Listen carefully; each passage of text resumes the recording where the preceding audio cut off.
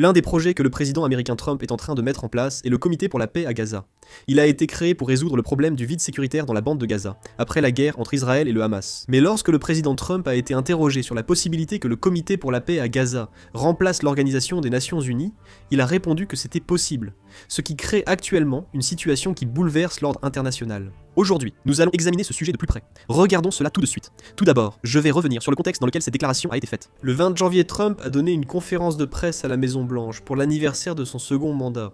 Il a mentionné la commission de paix, mesure clé de la seconde phase de l'initiative pour Gaza, précisant qu'il l'a présidée et affichant son mécontentement envers l'Organisation des Nations Unies. Trump a affirmé que si l'Organisation des Nations Unies avait été plus active, une telle commission serait inutile, ajoutant que l'Organisation des Nations Unies ne l'avait jamais aidé concrètement à résoudre plusieurs guerres. Cette déclaration a attiré davantage l'attention, car elle est intervenue à un moment où les médias étrangers spéculaient déjà sur le fait que le président Trump cherchait à faire de la Commission pour la paix à Gaza un nouvel organisme international de résolution des conflits, destiné à remplacer l'Organisation des Nations Unies. En effet, lorsqu'on lui a demandé si la Commission pour la paix pourrait remplacer l'Organisation des Nations Unies, il a répondu que c'était possible, laissant ainsi la porte ouverte à cette possibilité. Il a ensuite précisé que l'Organisation des Nations Unies, en réalité, n'a pas été d'une grande aide, tout en reconnaissant le potentiel de l'organisation. Mais il a clairement indiqué que ce potentiel n'a jamais vraiment été exploité. Avant tout, voyons d'abord ce qu'est exactement cette commission pour la paix à Gaza. Comme vous le savez, Gaza a été réduite en ruines par Israël, détruisant presque tout système de gouvernance sur place. La question de la sécurité et du financement de la reconstruction reste posée. L'Organisation des Nations Unies, qui aurait dû intervenir, s'est limitée à exprimer ses inquiétudes, suscitant des critiques sur son inutilité. Mais c'est à ce moment-là que le président Trump est intervenu. Le président Trump a estimé qu'il fallait une nouvelle organisation internationale, distincte du système onusien, pour gérer l'ordre post-conflit à Gaza. Et il a donc créé ce qu'on appelle la Commission pour la paix à Gaza. Cette commission pour la paix à Gaza s'occupe d'abord de la reconstruction de la bande de Gaza et de la question de l'ordre post-conflit. Il prévoyait aussi d'étendre plus tard le rôle de cette commission à d'autres zones de conflit et d'en faire une organisation mondiale. Mais le problème, c'est que certains se demandent si cette commission pour la paix à Gaza ne cherche pas à remplacer le rôle traditionnel de l'Organisation des Nations Unies, selon un rapport obtenu par le Financial Times. Au point 4, il était indiqué que la commission pour la paix à Gaza est une organisation internationale visant à promouvoir la stabilité et une paix durable dans les zones en conflit par une gouvernance légitime. En fait, à première vue, on pourrait penser que cela semble raisonnable. Remplacer ou contourner le système actuel des Nations Unies est un choix qui bouleverse profondément l'ordre international actuel, ce qui suscite une grande controverse. Cela pourrait même ébranler l'ordre international lui-même. Donald Trump, président américain, assurera la présidence inaugurale. La charte lui accorde de grands pouvoirs, ce qui laisse penser qu'elle pourrait devenir un outil politique personnel pour lui. Voici de quoi il s'agit. Les décisions du Conseil de la paix nécessitent la majorité des membres présents et l'approbation du président Donald Trump. Donald Trump pourra prendre seul des résolutions ou directives au nom du Conseil, sans vote. De plus, le président sera irremplaçable. Donald Trump, président des États-Unis, occupera le poste de président à vie. De plus, il faut être invité par les États-Unis pour pouvoir adhérer. Il faut également verser $1 milliard, soit environ 1400 milliards de wons. Certains critiquent que ce n'est pas juste du commerce avec les frais d'adhésion, car cela donnerait un statut permanent au Conseil de la paix de Gaza. Regardons d'abord la situation en Corée. Comme dit, il faut une invitation pour adhérer. Trump a confirmé avoir invité la Corée au Conseil de la paix de Gaza. Environ 60 pays, y compris la Corée, ont reçu une invitation. Le ministère des Affaires étrangères de la République de Corée a récemment reçu l'invitation et a déclaré qu'il serait possible de décider de la participation, après avoir examiné globalement quels pays y prendront part. Ils ont déclaré qu'il faudrait du temps pour examiner la question et qu'ils sont encore en train de l'étudier. Le problème est que certains pays occidentaux traditionnels, comme le Royaume-Uni, ont refusé de participer, et la France a également refusé.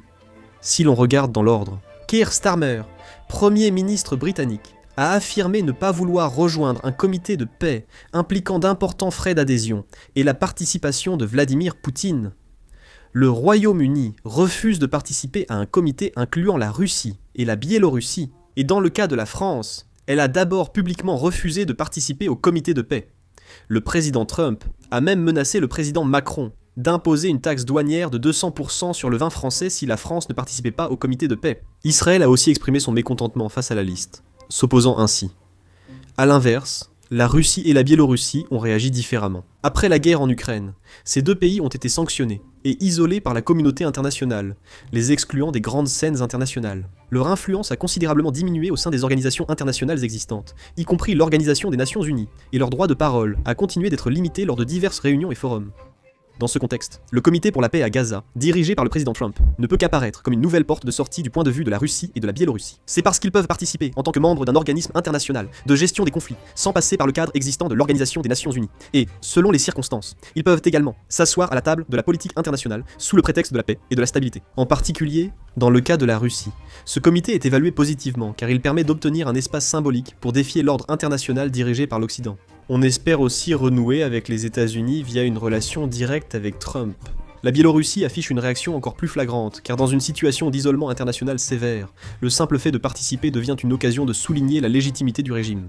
La Biélorussie a vite annoncé sa participation pour affirmer sa présence. Le Comité pour la paix de Gaza est vu comme une plateforme pour le retour de pays tels que la Russie et la Biélorussie sur la scène internationale, et un moyen de contourner les sanctions, ce qui crée une controverse. Beaucoup considèrent que le Comité pour la paix de Gaza n'est pas tant une extension de la politique diplomatique traditionnelle, mais plutôt le résultat du mode de gestion du pouvoir propre au président Trump. Trump critique depuis longtemps l'Organisation des Nations Unies et d'autres systèmes multilatéraux, les jugeant incompétents et estimant qu'ils limitent les intérêts américains, sans assumer de responsabilité.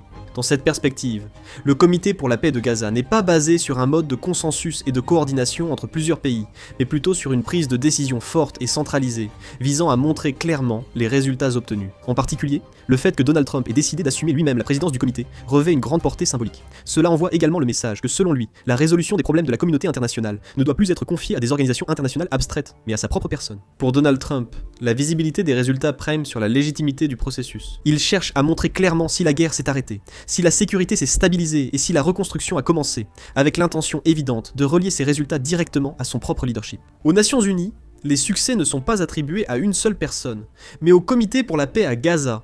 Ils dépendent des choix du président Donald Trump. C'est pourquoi cette initiative est considérée moins comme un organisme chargé de gérer la paix à Gaza, que comme une scène politique destinée à ancrer dans le monde entier l'image du président Donald Trump en tant que médiateur international des conflits. Autre point clé, le lien avec la politique intérieure.